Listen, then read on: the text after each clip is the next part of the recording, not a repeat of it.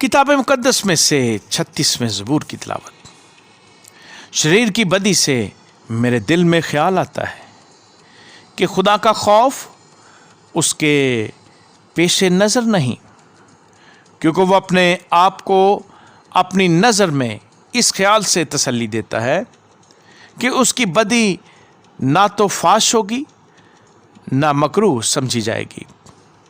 उसके मुंह में बदी और फ़रेब की बातें हैं। वो दानिश और नेकी से दस्तबरदार हो गया है। वो अपने बिस्तर पर बदी के मंसूबे बांधता है। वो ऐसी रात इख्तियार करता है जो अच्छी नहीं। वो बदी से नफ़रत नहीं करता। ऐ खुदावंद, आसमान में तेरी शफ़क़त है, तेरी वफ़ादारी अफलाक तक बुलंद है, तेरी सदाकत खुदा के पहाड़ों की मानद है, तेरे अहकाम नहायत अमीक हैं।